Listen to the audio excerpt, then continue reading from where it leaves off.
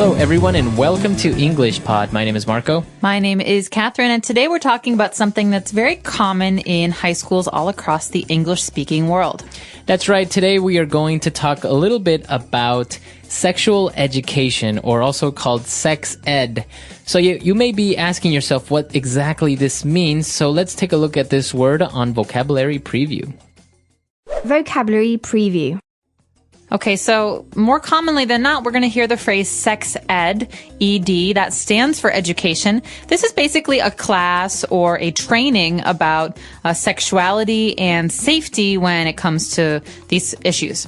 That's right. So as you said, this is a very common class that is part of the school curriculum in English-speaking countries. I think maybe students are about 16 to 15, 16 years old when they get sex ed. We had it when I was about 13, 14. 13, 14. Mm-hmm. So it all depends. Now, many countries don't really have this in their public schools. Other countries only have it in private schools. So it's a very controversial topic about if schools should actually be teaching this, but we'll talk about that a little bit later on. Why don't we take a look at today's dialogue? Let's listen to what's happening today.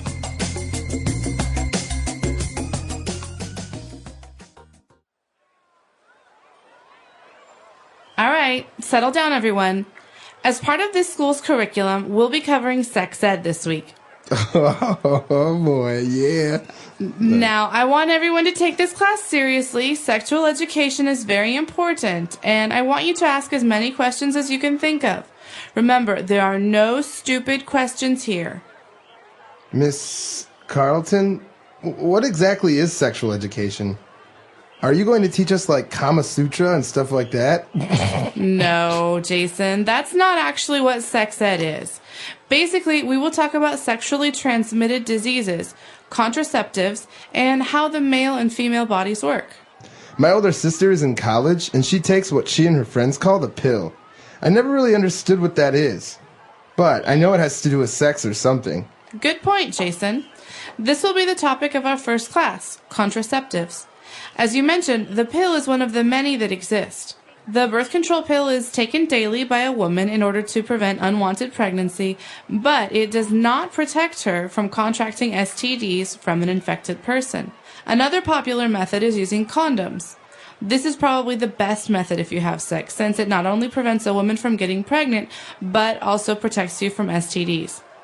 Yes, Jason? What are condoms made out of? How is it exactly that a woman gets pregnant? Condoms are usually made out of an elastic material called latex. As for your other question, that's a whole new class.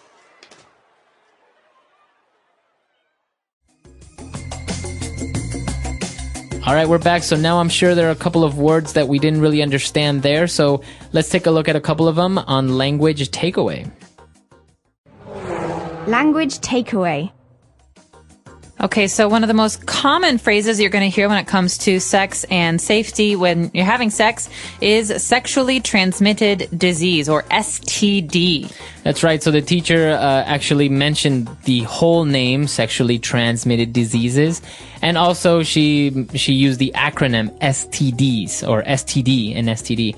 And what exactly are these STDs? Well, the key word here is disease. These are illnesses that you can get from sex. So sexually transmitted means transmitted or passed on from one person to another person during sex. And this could include any kind of diseases like AIDS or syphilis or chlamydia or gonorrhea. Those are the most famous ones. That's right. So sexually transmitted diseases. Now, why don't we get into the title of our lesson today? Contraceptives. What are these contraceptives? Okay, so teachers are always going to explain the big difference between protection and contraception or contraceptives. Basically, contraceptives have to do with getting pregnant. If you don't want your girlfriend to get pregnant and you're a guy, or if you're a girl and you don't want to get pregnant, you take contraceptives or you use contraceptives. There are many different kinds, and I think the most common kind for preventing pregnancy or making sure you don't get pregnant is something called the pill. That's right. One of the kids said that his sister takes the pill. Now, this is called the pill. Now, you know that pills are any type of a capsule capsule or little medicine that you swallow with water.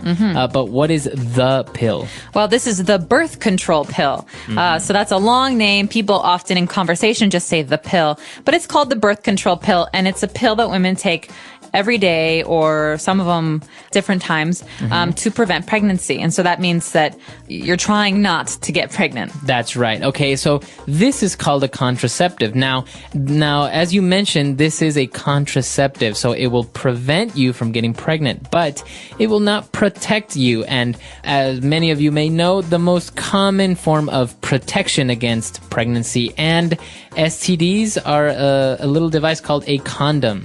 Okay, so a condom is, like you said, the most common kind of protection that people use, and it's important because it helps you not only not get pregnant, but also not get a disease. And so people often talk about this as being the most important kind of protection from disease and pregnancy. And it's basically just a cover for a man's penis, and it prevents liquids being passed on from one person to another person. That's right. And actually, as you mentioned, this has to do with our next word. It prevents you from contracting STDs, like the teacher mentioned. So to contract an STD or to contract an illness, what does that mean? Well, contract is a special verb that we use when we're talking about getting a disease. You don't say I got a disease, you say I contracted it. That means I got it from somewhere or someone. And that's one of the dangers of sexually transmitted diseases. You can contract very serious diseases just by having sex. Now, can I say I contracted the flu? I mean, it's not incorrect, but we don't really say that with the flu. It's not a very serious illness. You say it with very serious illnesses. Okay. So yeah, I don't think you would go around saying, "Oh, I contracted a cold last week." I got the cold. And you wouldn't say this about cancer either, because cancer is not something you get from someone else. But you say he contracted AIDS, or he contracted gonorrhea, for example. Okay, very good. So as you see, the spelling is actually the same as a contract, like an agreement between a company or two people. But the accent is different. A contract is an agreement. To contract, that's what we're talking about, illnesses. To get. All right, very good. And for our final word, we're going back to condoms. The material that they are made out of is called latex. Okay, so latex is a very special kind of material that is, like they say in the dialogue, elastic. It's stretchy, and it's almost plasticky, but it's very, very tough. It's very strong, and that's why they make condoms out of it. And I think we also see things made out of latex. For example, doctors, when they're operating, they wear latex gloves. That's right. Obviously, they don't want to use materials that are weak or that are thin, because they need to protect their patients from germs. And so latex gloves and latex condoms are very, very common because they are so durable. That's right. Okay. So a lot of interesting stuff there. Why don't we now jump on over and take a look at a couple of different phrases on Fluency Builder. Fluency Builder. So this first phrase is something you should be very, very familiar with if you've ever been in a classroom in America or Canada. Oftentimes with younger children or with high school children, people get really worked up, very excited. You know, kids are yelling and talking and they're giggling and they think that, oh, sex is so funny. And so the teacher always says, settle down. Settle down. Okay. So if somebody tells you to settle down, hey, settle down, that means calm down, be quiet. You're too excited. Okay. Calm down. So you can use this with your kids, maybe. Settle down, we need to go. Come on, get in the car. That's right. So just kind of be quiet, be a little bit calmer. It's very, very, very important phrase, especially if you're talking to younger people. Okay. And well, of course, when you're talking about sex with teenagers or younger people, everyone's laughing and giggling because it's such a weird thing for them. And the teacher said, I really want you to take this class seriously. Okay, so take this class seriously. This comes from a sentence structure that's very, very important. To take something seriously. I take my studies very seriously, or you guys should take this class seriously. It's important. It means, listen, pay attention. This is important and you need to know this. It's kind of like a way to instruct someone to really pay attention. That's right. Or what if you say, I want you to take me seriously? That means I want you to really think about what I'm saying and not just talk to me like like I don't really understand what's going on. Okay, very good. So to take something seriously is the structure. Now moving on to our final phrase. When we were talking again about contraceptives, we talked about avoiding pregnancy, and we have a phrase that we use called unwanted pregnancy. Okay, so pregnancy is what happens when someone gets pregnant. They're going to have a baby. But an unwanted pregnancy is a certain kind of pregnancy. It means when someone did not plan to get pregnant or did not want to get pregnant. So unwanted is the opposite of wanted. It means like it was an accident. Right. So you wouldn't really say an accidental pregnancy because It's still a kid. Exactly. So you didn't want to get pregnant, but you did. That's why we say unwanted pregnancy. Or you'll hear very often, condoms help prevent unwanted pregnancy, or the pill helps prevent unwanted pregnancy. That's right. Okay, so a lot of interesting stuff there. I think it's worthwhile for us to listen to our dialogue for one last time.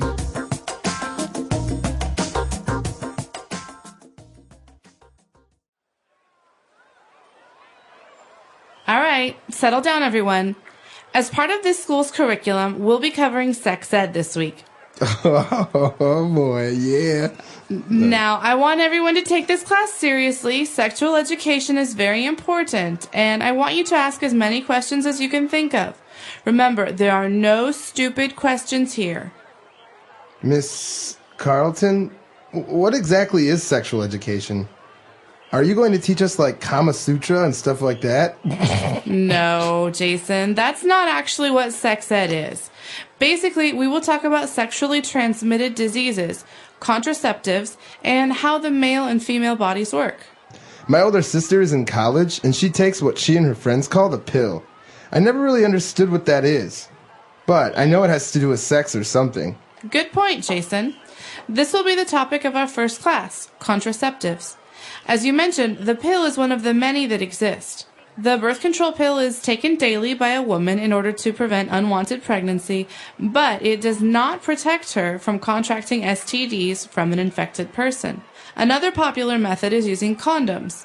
This is probably the best method if you have sex, since it not only prevents a woman from getting pregnant, but also protects you from STDs. Yes, Jason? What are condoms made out of? How is it exactly that a woman gets pregnant? Condoms are usually made out of an elastic material called latex. As for your other question, that's a whole new class.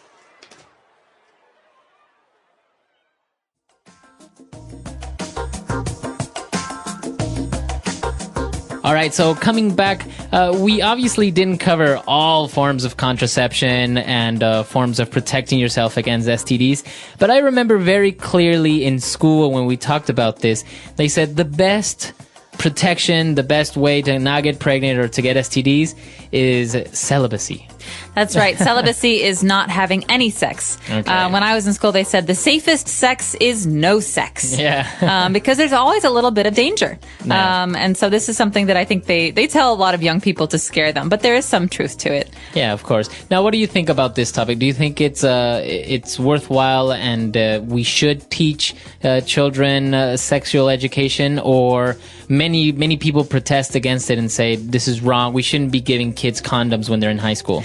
Well, personally, I think that kids in most parts of the world will have sex whether or not you tell them not to. Mm-hmm. And so because of that, because everyone's are always going to be people trying it, I think it's important to, inform students and inform kids who are in high school of options and of safety and of important health measures, because otherwise you risk unwanted pregnancies and you risk people getting, these very serious diseases like AIDS. That's right. I think it is a very important topic. Some countries or some places, even within the United States, are a little bit more conservative than others, and so many times they are against this type of education. But I've actually encountered people who never received sexual education, and until they were maybe like 18, they thought they can get pregnant by a kiss. Yeah.